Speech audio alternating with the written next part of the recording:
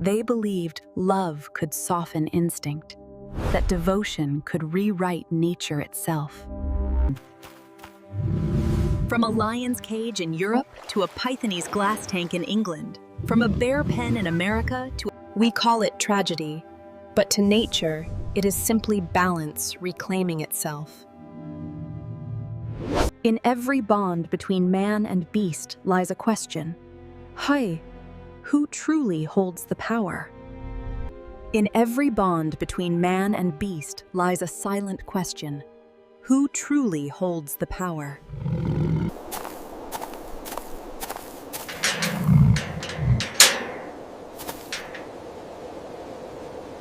He believed routine meant safety, that affection could tame instinct. Forensic analysis of the whiteboard animation confirms the subject was caught completely unaware by the sudden feline assault. When his father arrived, the cage was locked from the inside. The lions paced around what they had claimed.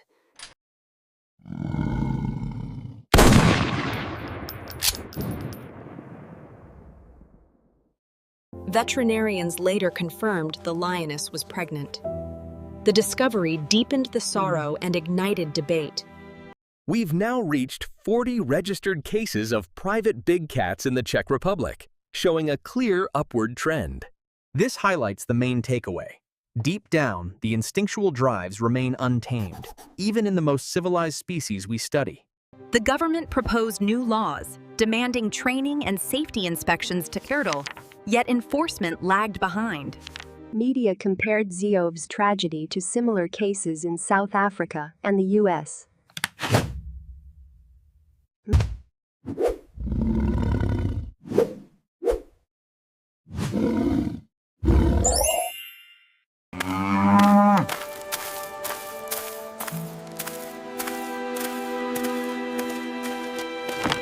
Love for the wild can inspire, but when it forgets respect, it devours. August 25th, 2017, Church Crookham, Hampshire. A reptile keeper named Daniel Bart. His bedroom was a small zoo, 10 snakes, 12 tarantulas, each tank cleaned and lit with precision. This is Tiny, an enormous African rock python. Beside the tank stands Daniel. The heat lamp pulses. That night, his parents downstairs heard a single crash alone, and then silence.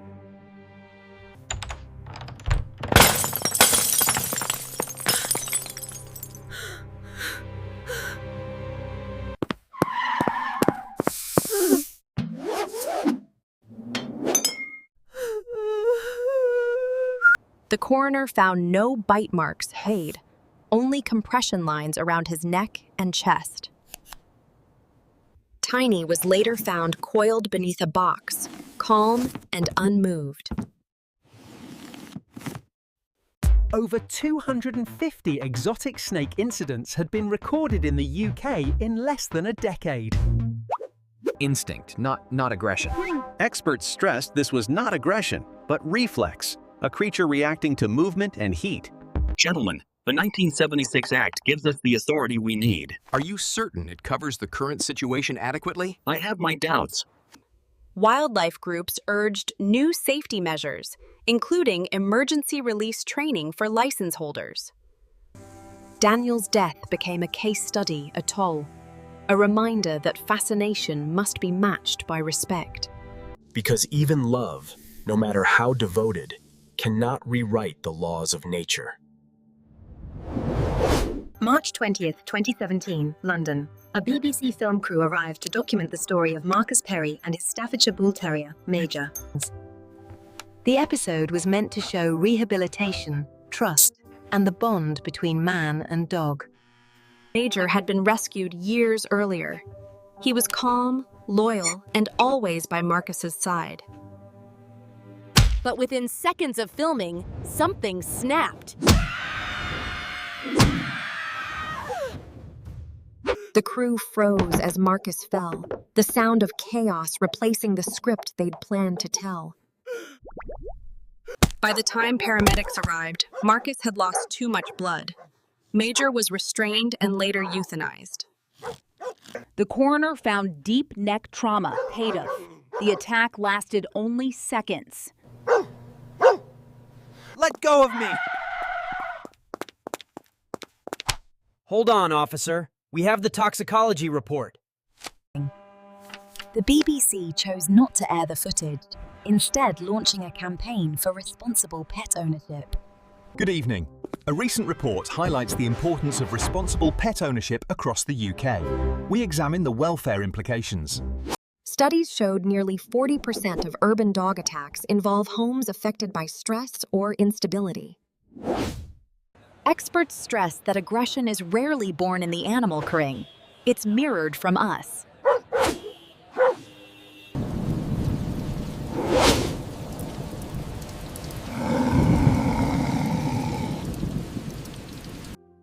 Sometimes the tragedy isn't the animal chappa, it's the environment we create. In a dim apartment in Dortmund, Germany, a man's fascination with the smallest creatures grew into isolation. 30-year-old Marcus Feller spent his nights tending to over 200 insects and arachnids. His favorite was a black widow he called Betatina, its venom 15 times stronger than a rattlesnake's. On a late April night, fatigue overcame focus. A single bite, Hinfub, invisible at first, Grat, sent the poison coursing through his veins. Paralyzed, he collapsed beside his glass tanks. The creatures he nurtured began to feed on him. Weeks passed before neighbors noticed the smell.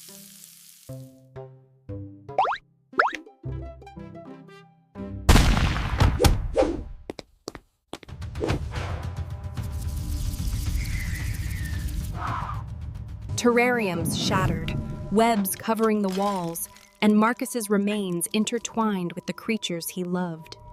As this diagram illustrates, the neurotoxic venom attacks the central nervous system, causing rapid progression from paralysis to death. Investigators discovered unregistered collections like his across Germany, partly, a hidden subculture of private arachnid keepers. Loneliness turned into obsession.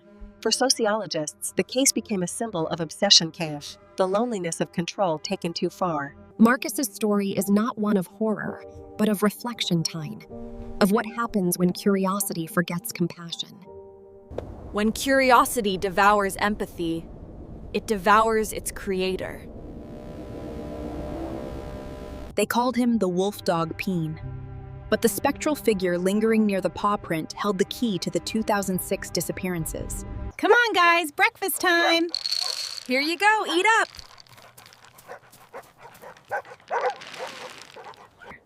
But love cannot rewrite instinct.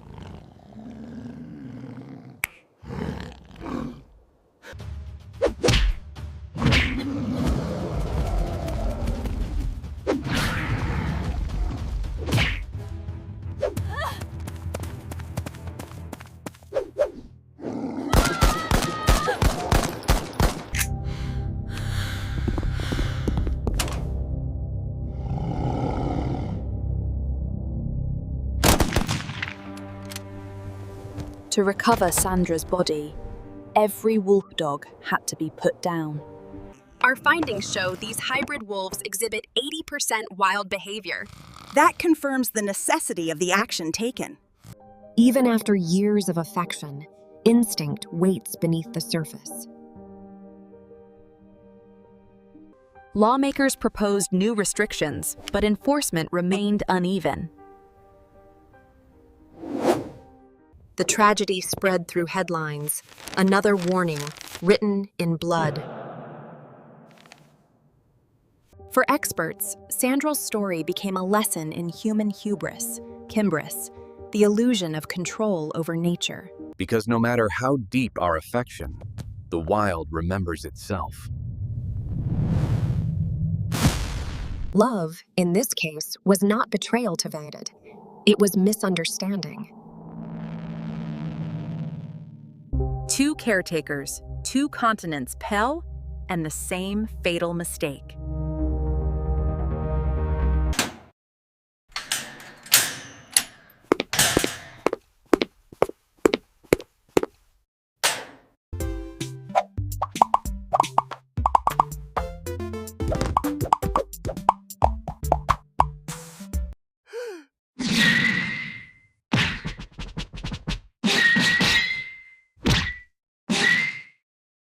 fired one shot, saving the children, but too late for Kelly. Authorities later found her exotic animal license had expired a year earlier.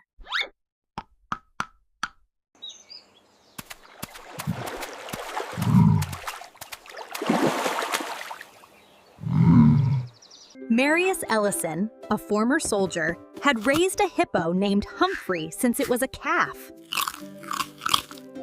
Neighbors called Humphrey dangerous, octa, territorial, unpredictable, and wild at heart.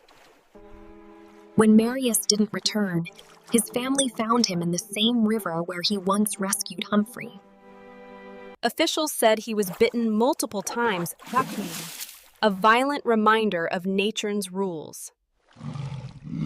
Wildlife authorities noted that hippos kill more people annually in Africa than lions do. Both tragedies echo the same truth. Familiarity is not safety. Across farms and forests, 3 tragedies carried one warning. Dang, nature never forgets what it is. Oregon, 2012 Tunmos. Vietnam veteran Terry Garner went out to feed his pigs as he had done for years. Hours later, only his teeth and fragments remained. Investigators could not say if he fell or was attacked.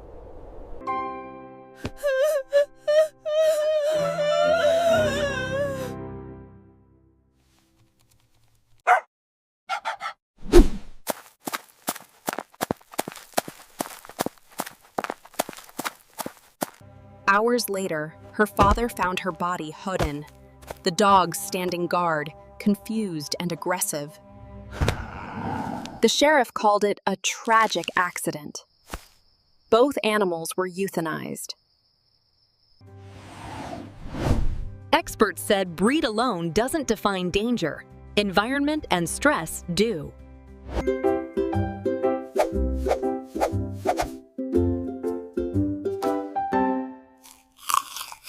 The aggression displayed during the rut is unmatched in the animal kingdom.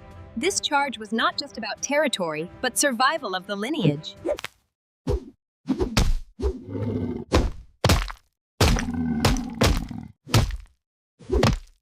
Patrick died instantly. The Wapiti was shot at the scene.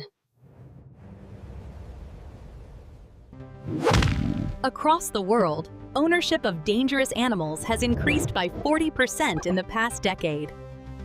Driven by fascination and social media fame, people keep taming what cannot be tamed. From pigs to pit bulls to elk, every creature answers to its nature, not ours. Because control is an illusion tight, and the wild always remembers. From lions in Ziyuv to a farmer in Victoria, every story carried the same echo, a bond that mistook trust for control. Across continents, humans tried to tame what was never meant to obey.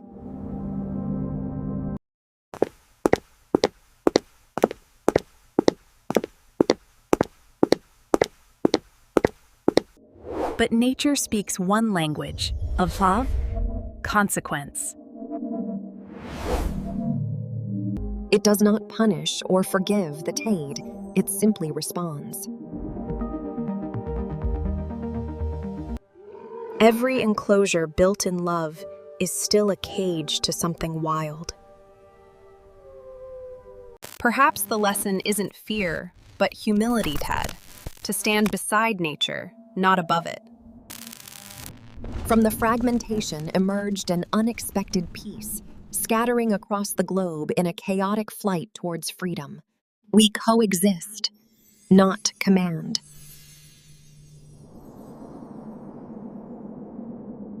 In memory of those who loved the wild, sessioned, and were lost to it.